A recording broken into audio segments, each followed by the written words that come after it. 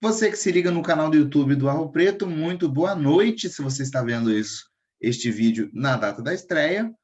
Hoje é sexta-feira, 30 de outubro. Hoje é dia 30 de outubro e deve ser por volta de 7 horas da noite.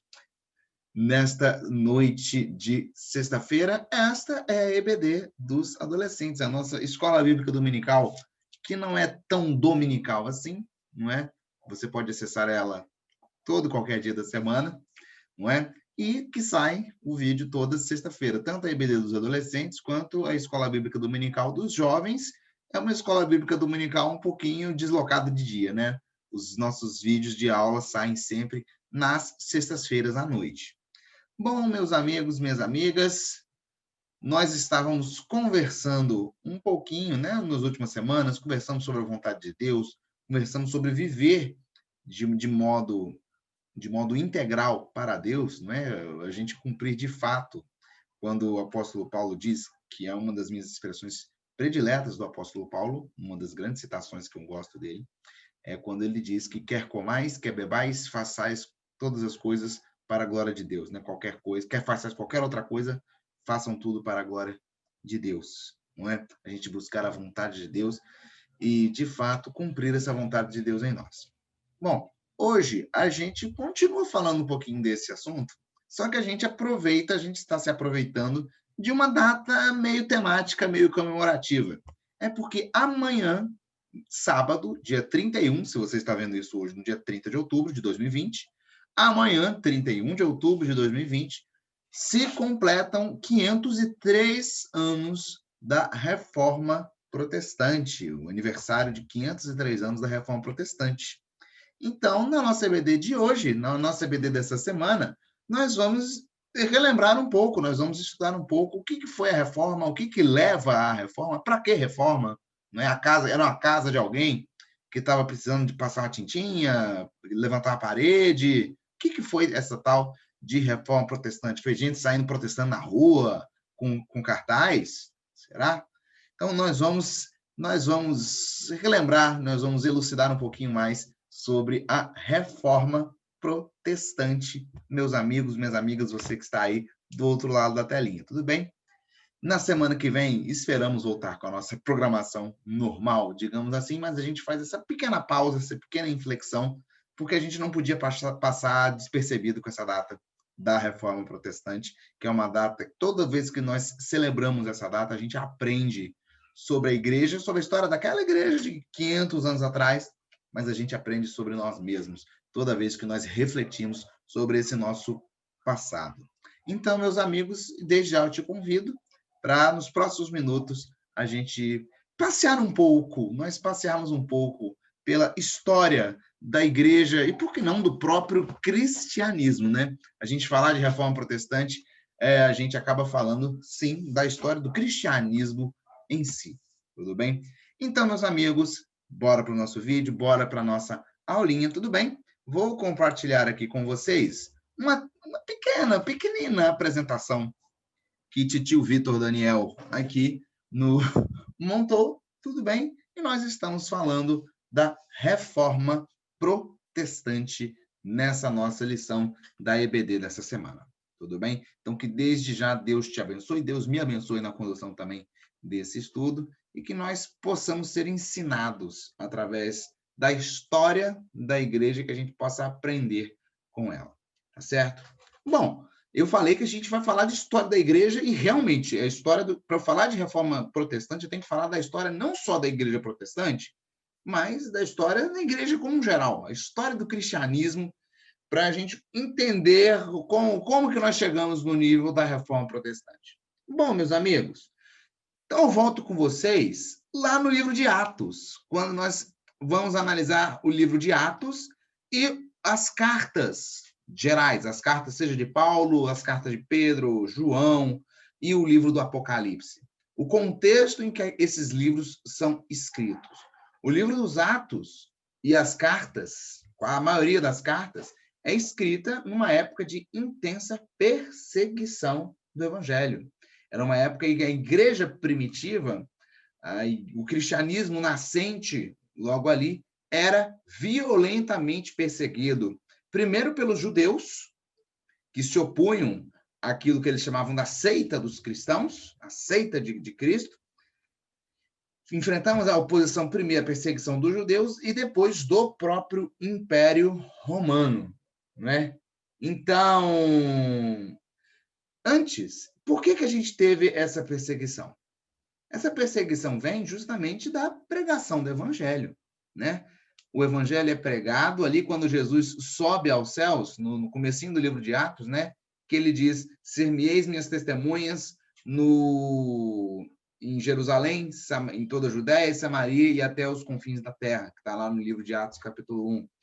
A partir dali, a gente diz que começa a pregação do evangelho de fato. Primeiro em Jerusalém, mais restrita ali, e aí depois o evangelho vai se espalhando para as regiões mais próximas, até que alcança os rincões da terra e do mundo conhecido na época, não é? Então, a gente tem a pregação do evangelho pelos apóstolos e pela igreja primitiva ali, os apóstolos vão convertendo, mais pessoas vão se chegando, mais pessoas vão se convertendo, e nós temos o espalhamento do evangelho pelaquela região ali do Oriente Médio, de Israel, depois indo parar na Europa, chegando em Roma.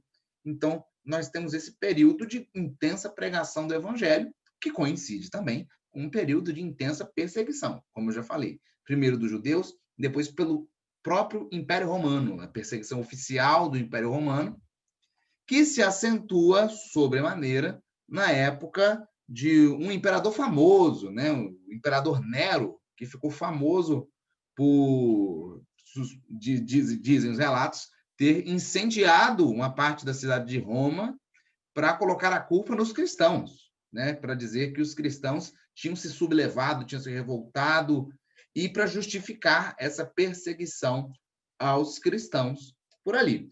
E aí é a época dos grandes mártires, dos primeiros mártires do evangelho, a começar por Estevão, né? Se a gente pega lá o livro de Atos, nós abrimos a Bíblia logo no comecinho do livro de Atos, a gente conhece a história de Estevão, né? Que foi o primeiro a ser morto pela sua pregação lá em Atos, capítulo 7. Se você discorre, se você abre a sua Bíblia e lê o capítulo 7 de Atos, a gente tem a prisão de Estevão, na verdade, no final do capítulo 6, Estevão se defendendo, pregando o evangelho e aí sendo morto, apedrejado, inclusive com consentimento de Saulo, do menino Saulo, que viria a se tornar apóstolo Paulo posteriormente, né? Então, é uma época em que muitos cristãos são mortos. E se popularizou essa cena aqui na nossa imagem. Porque o que acontece? O Império Romano ele tinha uma política que ficou passada para a história, passou para a história com o nome de política do pão e circo, né? A parte do pão era distribuição de alimento, etc., etc., para os cidadãos de Roma. Era um mecanismo do Império Romano, do governo do Império Romano, manter o controle ali do pessoal em Roma, manter todo mundo bonitinho no lugar. E aí a gente tem o circo, né, que é o entretenimento do povo. E o povo adorava ver os confrontos no Coliseu. Aliás, o Coliseu foi construído especialmente para isso, né? Exatamente dentro dessa política do circo, para ser uma atração, entretenimento. Então, você tem coisa para o povo ver. E aí vira atração, vira entretenimento, matar os cristãos em praça pública. Não é? Então, com crucificação, com gente sendo queimada, gente lançada aos leões, gente sendo jogada aos leões para puro divertimento, para divertir a população de Roma, que era uma maneira do Império Romano manter o controle, para distraí-los dos problemas. Então, você bota os cristãos, os imperadores vão colocando em maior ou menor grau de perseguição. A gente tem cristãos sendo mortos em arenas públicas, não só no Coliseu, mas em várias arenas a gente tem esse mote de matar os cristãos para o entretenimento, e isso, claro, sendo dentro da política de perseguição ao evangelho. E é muito comovente o testemunho desses cristãos que foram mortos, desses mártires. A gente não passa por isso hoje, não é? Hoje você não corre o risco aí na sua casa, se você está me assistindo, possivelmente você não corre esse risco. de alguém te prender aí na sua casa, chegar, bater na sua casa, te prender e jogar numa arena para ser devorado por um leão. Não, você não corre esse risco no Brasil. A gente não corre no Brasil um risco dessa magnitude. Mas esse era o preço de ser cristão naquela época, sabe? Quando a gente fala que hoje, ou eu tenho que pagar o preço, eu tenho que pagar o preço de seguir a Jesus, eu estou pagando o preço de seguir a Jesus, eu estou levando a minha cruz. Naquela época era uma coisa mais literal, levar a cruz. Quantos foram crucificados? Milhões, milhões, eu acho que foi um hipérbole, talvez, mas milhares de cristãos crucificados, queimados, jogados aos leões, jogados às feras, única e simplesmente pelo fato de crerem em Cristo. Então, a época da perseguição, uma época de intensa perseguição. E aí, quando Paulo escreve que o viver é Cristo e o morrer é lucro, é isso. Eu gosto de pensar nesse texto à luz dessa realidade, que realmente era morrer. Morrer. Você ser um cristão era quase uma sentença de morte, porque você seria perseguido e eventualmente seria morto. Então, quando Paulo escreve que para ele o viver é Cristo e o morrer é lucro, e ele não tem nada a própria vida como preciosa, porque ele prefere cumprir a vontade de Deus, a gente entende o que de fato era ser cristão, o tamanho da magnitude que era você cumprir a vontade de Deus. Traz um sentimento assim eu não sei o que eu sinto quando eu penso nesse negócio. Eu penso, nossa, eu sou um cristão tão chinfrim. Eu fico pensando, nossa, eu sou um cristão tão chinfrim perto desse povo, porque eu não sei se eu teria, se eu bancava. Não sei. Porque eu sinceramente não sei se eu suportaria isso, tudo que eles suportaram. E conta a história que eles entravam no Coliseu, entravam nas arenas para serem mortos, louvando a Deus, cantando. Eles iam morrer e entravam louvando, cantando a Deus. E era esse testemunho que impactava o público nas arenas, que olhava para aquilo e muitas vezes refletia, mas como assim? Esse pessoal está indo morrer e está louvando a esse Deus? Como? Como que é isso? E se nós estamos aqui hoje é porque eles morreram. Eles morreram lá atrás, para garantir que nós estivéssemos aqui hoje. Bom, graças a eles, graças à igreja primitiva, nós estamos aqui. E era uma igreja muito firmada na doutrina dos apóstolos, né? Era uma igreja muito firmada naquilo que os apóstolos haviam passado para eles, naquilo que eles receberam diretamente dos homens, que hoje a gente só lê os nomes dele, né? Paulo, Pedro, João, Tiago. Esse pessoal conviveu, né? Então, foi um pessoal que tinha muita proximidade com a doutrina dos apóstolos, que cumpria muito à risca aquilo. Bom, passa-se os anos, passam-se mais ou menos uns 3 séculos quase, 2 séculos e meio a 3 séculos, até que a gente chega neste moço aqui. Porque o que acontece? A política de perseguição do Império Romano variou ao longo do tempo.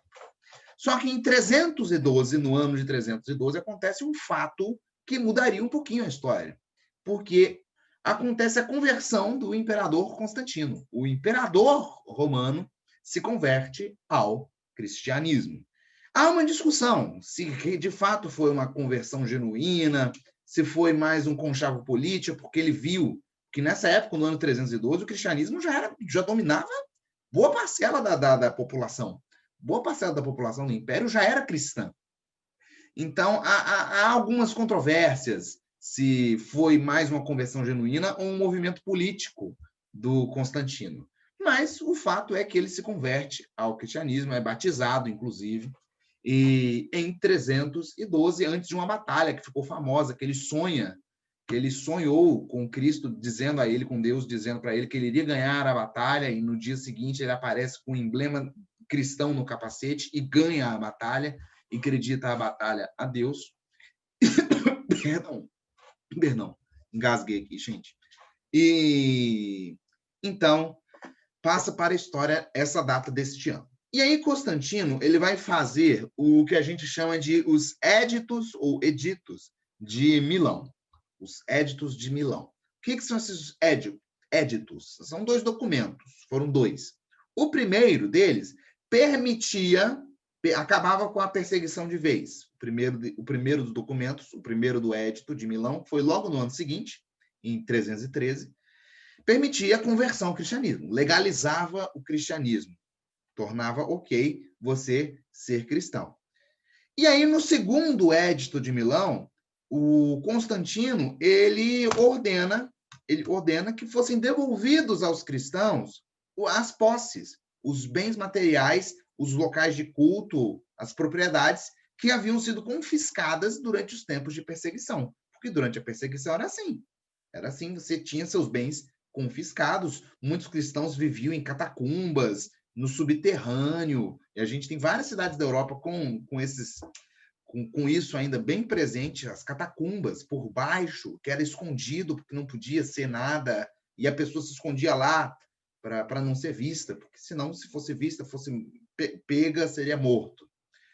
E, além disso, o Constantino ele vai tomar uma série de medidas para agradar os cristãos.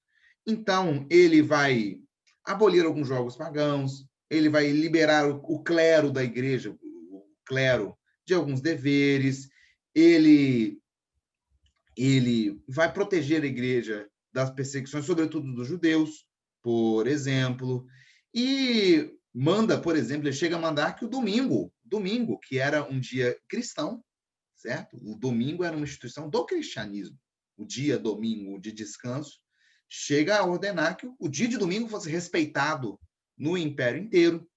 E aí, meus amigos, ele vai conferindo uma série de direitos aos cristãos, direito a posições do Estado, altas posições do Estado, vai dar o direito da igreja receber doação, que não tinha esse direito, e ele chega até a mandar erguer igrejas, chega até mandar erguer algumas igrejas. E aí, meus amigos, a gente tem a oficialização da igreja. A igreja cristã, assim, existimos e parou de ser perseguido. E aí, o passo seguinte foi dado não pelo Constantino. Muita gente acha que foi o Constantino que tornou o cristianismo religião oficial do Império Romano. Não foi o Constantino. Foi o imperador Teodósio, já no ano de 380. Não foi Constantino. Constantino acabou com a perseguição oficial. E 380, ano 380, o Teodósio ele vai instituir o cristianismo como religião oficial do Império Romano, religião oficial do Estado. Então, a partir desse momento, o cristianismo passa a ser uma religião de Estado. E isso é o grande ponto. O cristianismo passa a ser uma religião de Estado. Então, até 380, o cristianismo ele não tinha atribuição política. A gente não tinha a ver com política. A partir daqui a gente tem. E aqui começa a dar os problemas. Começa a dar os problemas que dariam os problemas que viriam depois e que viria a necessidade da reforma. E aí, alguns anos depois, quase 100 anos depois, em 476, cai o Império Romano do Ocidente. Só que o que aconteceu? Com a centralização do Constantino e depois a promulgação do Teodósio, quando Teodósio torna o cristianismo religião oficial, a sede da igreja passa a ser na capital do império, então passa a ser em Roma. Há uma centralização da igreja em Roma. E aí surge a figura do Papa, que nada mais era do que o bispo de Roma. Cada igreja tinha seu bispo, cada localidade tinha seu bispo. Você tinha bispo de Jerusalém, bispo de Antioquia, bispo de Constantinopla, tinha o bispo de Roma, tinha o bispo da cidade de Roma. Então é nessa época aqui que o bispo de Roma passa a ter um poder muito grande, concentrar um poder muito grande, justamente porque ele está muito vinculado ao imperador. A capital do império é Roma, então ele é o bispo da capital, né? Então, quando cai o Império Romano, a igreja se centraliza em Roma. Parte da igreja católica, na época, né, vai se organizar em Roma. E, aliás, surge a Igreja Católica, não é? O nome da Igreja Católica é Igreja Católica Apostólica Romana. Católico, para quem não sabe, católico significa universal. Então, a gente tem até a Igreja Universal, né? Mas católico, a primeira Igreja Universal foi a Igreja Católica, a Igreja Universal.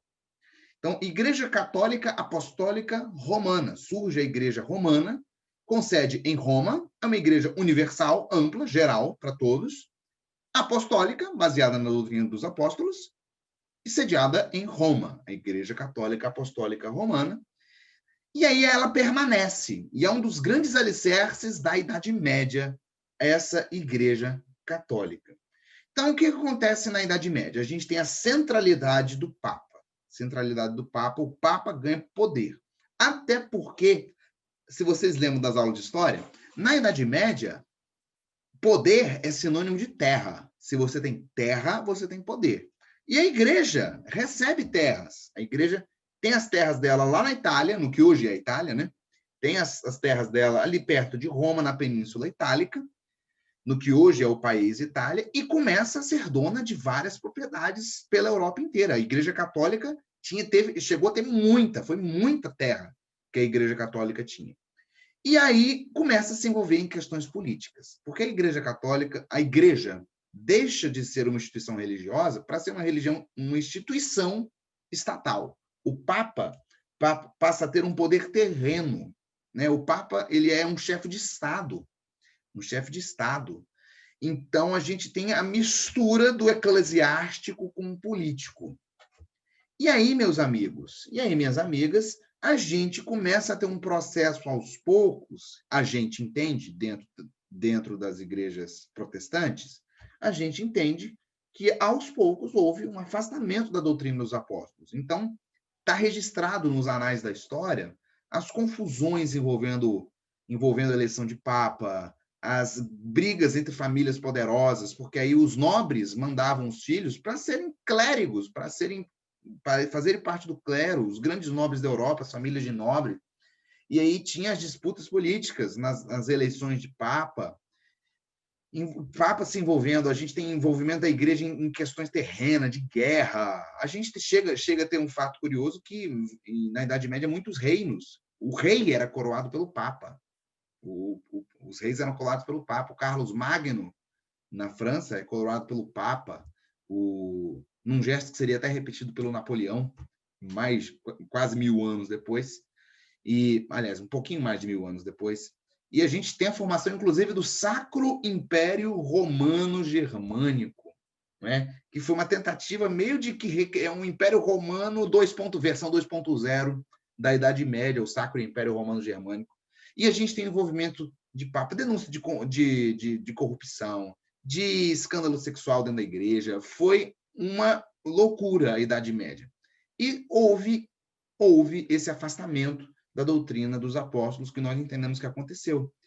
Então, começa a veneração a santo, a veneração a relíquias, e começa a venda de indulgências, sobretudo numa época em que a igreja precisava financiar as grandes obras, como a catedral, a Basílica de São Pedro, a formação do que hoje é o Vaticano, aquela coisa linda, maravilhosa que você vai em Roma, é da Idade Média, do final da Idade Média, aquilo ali, que coincide com o período das indulgências. Eu acho que eu falei a palavra venda, que eu não sei se tecnicamente é a palavra mais correta, a venda de indulgências, a concessão de indulgências, mas que foi o grande ponto da reforma.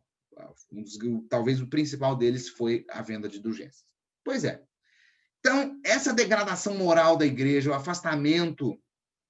afastamento da doutrina dos apóstolos, vai marcar a Idade Média. A Idade Média, se a gente estuda a história da igreja na Idade Média, a gente vai ver isso, um declínio moral da igreja, um declínio teológico da igreja. E aí começa a surgir um movimento que foi a pré-reforma, sobretudo pelo John Wycliffe. John Wycliffe, na Inglaterra, foi um dos primeiros a atacar a irregularidade no clero, as relíquias, as peregrinações, a veneração de santos, a doutrina da transubstanciação, que entende-se que o cálice e o pão na Eucaristia, na ceia, eles se tornam ali corpo e sangue de Cristo ali naquele momento, a indulgência, enfim. A gente tem os movimentos pré-reforma, o pessoal já se incomodando com isso. Bom, no final da Idade Média, a gente tem esse momento de convulsão, essa situação meio esquisita, essa situação meio esquisita. E aí vem a constatação, precisamos de uma reforma. E aí esse moço aqui, Martinho Lutero,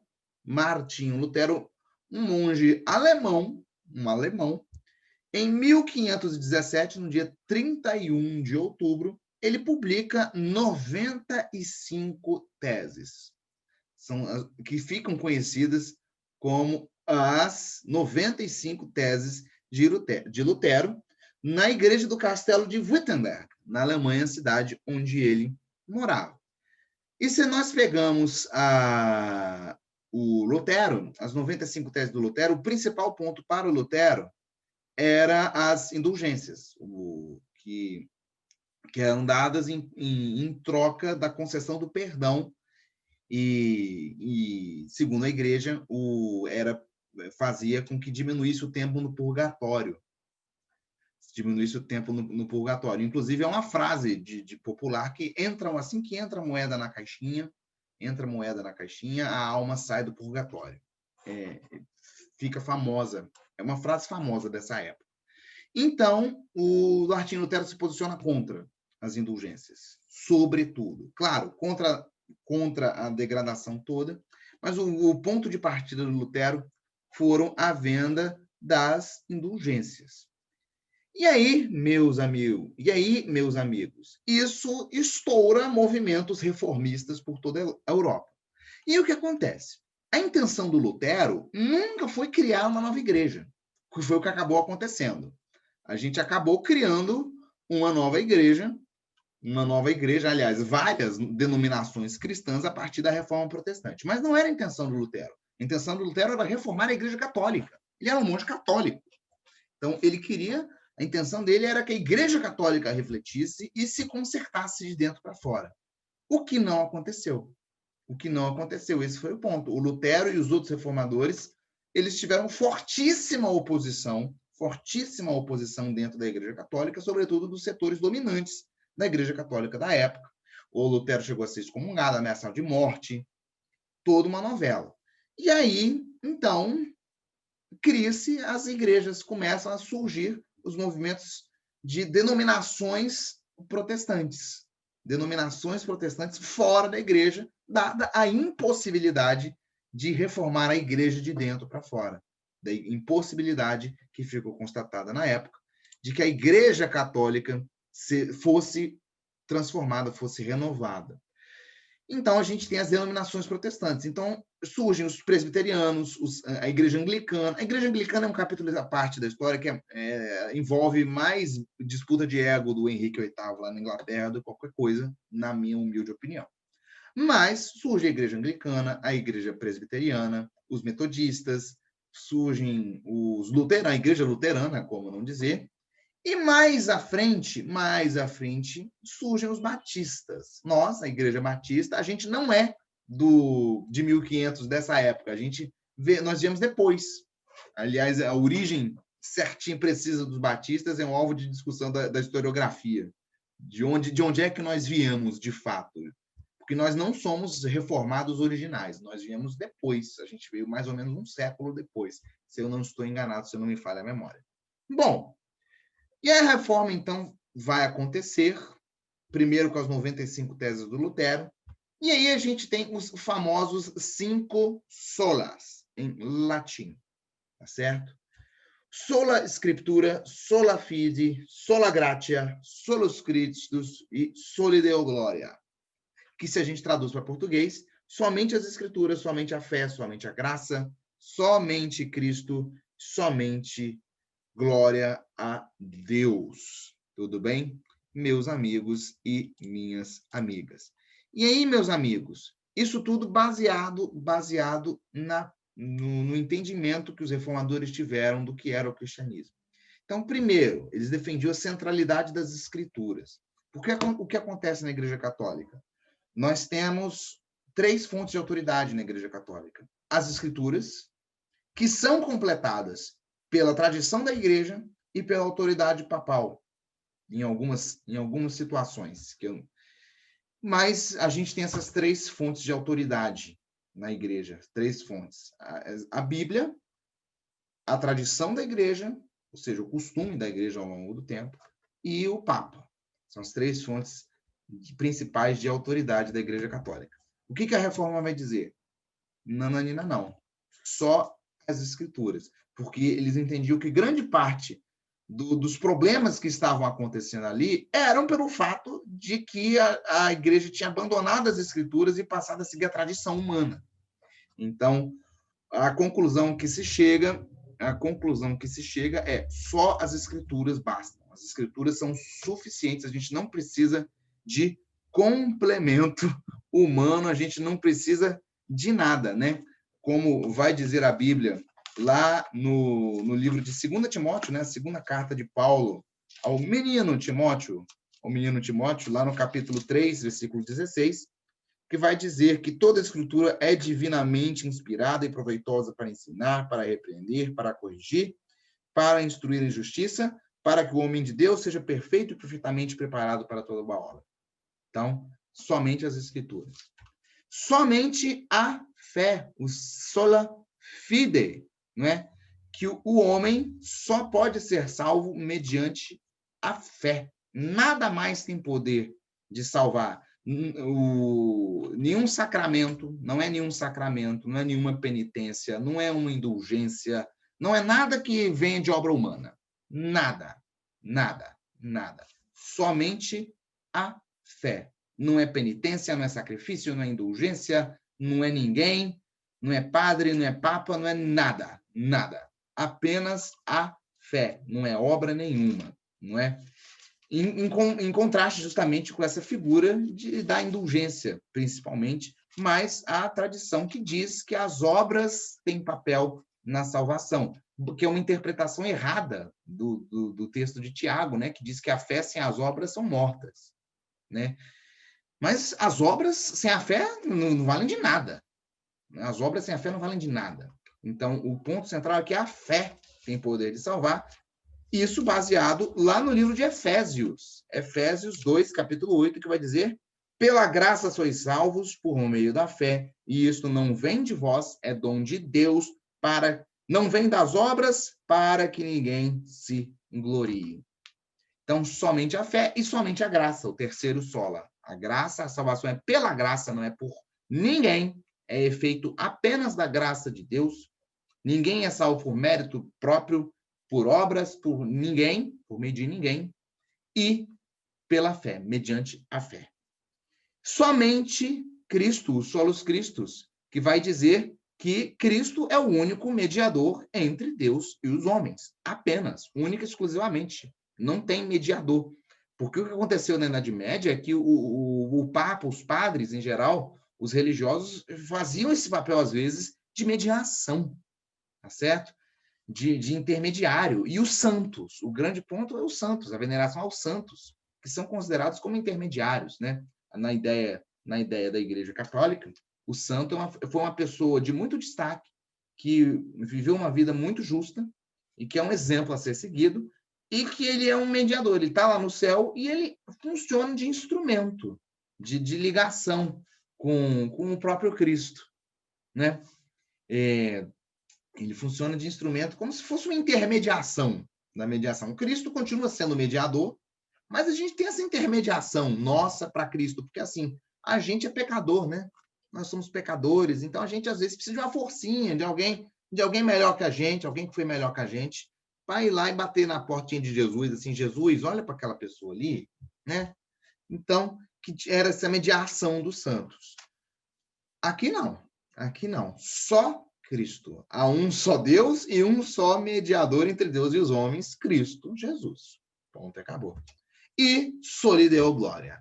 Glória somente a Deus, né? Então, acaba a devoção à relíquia, devoção a santo, nada disso. Nada disso. Glória somente a Deus. Glória somente a Deus, ponto. E Acabou. Tá certo.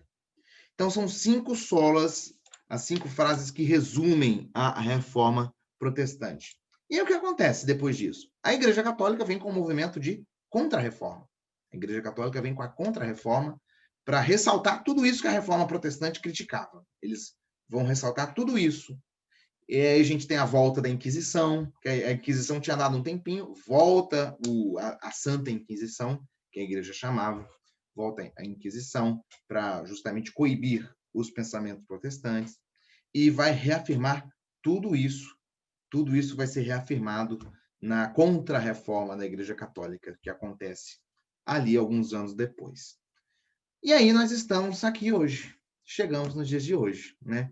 Dessa reforma que aconteceu lá atrás, desse movimento reformador que aconteceu lá atrás, nós estamos aqui hoje. Nós, evangélicos brasileiros, viemos deste movimento.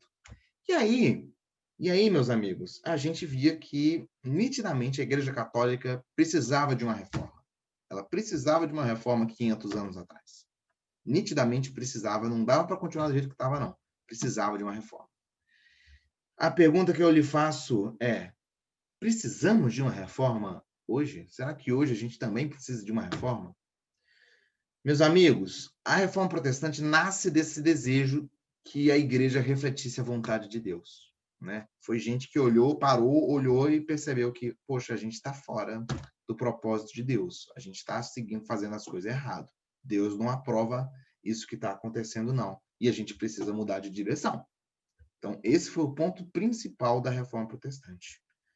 E aí, amiguinhos e amiguinhas, será que hoje a igreja, no geral, eu falo, e a nossa também, será que nós temos refletido Deus como Ele deseja? Será que nós temos feito a vontade de Deus? Será que a gente tem cumprido de fato as Escrituras? Ou será que não? O que será que os reformadores diriam se eles vissem a igreja atual? Se Martim Lutero estivesse aqui nos dias de hoje e visse o estado da igreja evangélica no mundo, no Brasil e no mundo, o que será que ele diria? Será que ele diria que está todo mundo bem? Ou será que ele se espantaria com gente que trouxe de volta essas práticas lá de 500 anos atrás, que a gente vê muito na igreja hoje em dia? Relíquia, veneração, a gente vê salvação por meio de obra, né? Tudo isso voltou. Infelizmente, tudo isso voltou. O que será que os reformadores diriam? Será? Eu acho que sim, gente. Eu acho que sim. Se a gente for analisar, a igreja precisa de uma outra reforma. Nós, evangélicos, precisamos de uma outra reforma. A gente precisa.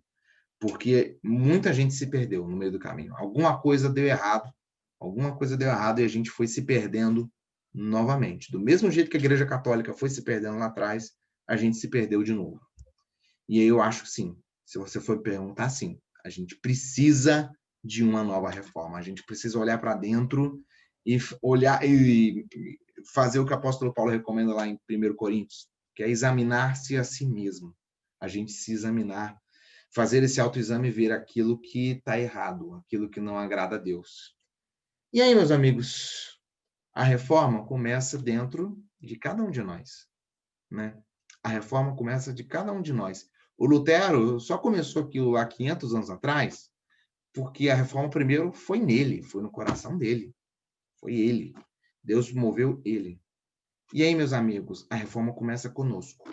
Então, viva de um modo diferente do mundo. Primeira coisa, o quanto de problema nós tivemos ao longo do tempo, porque a igreja, os cristãos, começaram a incorporar práticas de fora da Bíblia, não é? E aí, meus amigos, primeiro ponto, a gente tem que viver de forma diferente do mundo. Não tem jeito. Se a gente é cristão, a gente é chamado para ser diferente. Nós não somos chamados para ser iguais. Nós somos aqueles que confundem, né? Deus usa as coisas pequenas para confundir as grandes, as loucas para confundir as sábias. Nós somos as coisas loucas. Nós somos os pequenos que são feitos grandes. Nós somos os loucos, que para o mundo é loucura, mas a gente sabe que é sabedoria de Deus. Viva de modo diferente do mundo. Busque a vontade de Deus. A gente estava conversando, terminamos agora na semana passada, mais uma vez conversando sobre isso, vocês com a Tuta. Busque a vontade de Deus para sua vida. Se reforme de dentro para fora, você, não é? Se relacione com o Pai, procure a santificação, não é? Lá em Romanos, é um texto lindo, maravilhoso, que vale a pena você abrir Romanos capítulo 12. Mais uma vez, Romanos capítulo 12, versículo 1, que vai dizer, um belíssimo texto, inspiradíssimo por Deus, quando o apóstolo Paulo diz, rogo-vos, irmãos, pela compaixão de Deus, que apresenteis os vossos corpos como um sacrifício santo e agradável e vivo a Deus, que é o vosso culto racional, e não vos conformeis a esse século, mas transformai-vos pela renovação da vossa mente, para que experimenteis qual seja a boa, agradável e perfeita vontade de Deus. A gente só experimenta a vontade de Deus se a gente tem a mente transformada. Crente com mente velha não experimenta a vontade de Deus. Se você diz que é crente, mas continua com a mente, a mentalidade do mundo, lamento, você não é crente. Você não entendeu o que é ser crente. Você não entendeu o que é a vontade de Deus. Meu lamento. E aí, meus amigos, a gente tem que buscar essa metanoia, que em grego significa mudança de mente. Essa mudança de chavinha, esse clique que dá lá dentro para a gente buscar de fato a vontade de Deus, e não é da boca para fora também, né? Não adianta nada ser crente da boca para fora. Ser crente da boca para fora é muito fácil. É muito fácil. É crente de ato, de atitude, o seu dia a dia, aquilo que você faz, aquilo que você deixa de fazer porque você é crente também. Não porque crente é uma vida proibitiva, cristão não faz nada. Não é porque crente não faz nada, não. É porque a gente não precisa dessas coisas para ser feliz. A gente não precisa do que o mundo oferece para ser feliz, porque a gente tem a Deus. A gente tem a Deus. E aí, o resto é nada. O resto é nada, porque a gente tem a Deus. E a gente não precisa de nada do que o mundo diz que a gente precisa para ser feliz. Não precisa de nada. A gente precisa de Deus. E aí, quando nós entendemos isso, aí sim a gente entende qual é a vontade de Deus e a gente consegue a paz que excede todo o entendimento, a alegria do Senhor, que é a nossa força.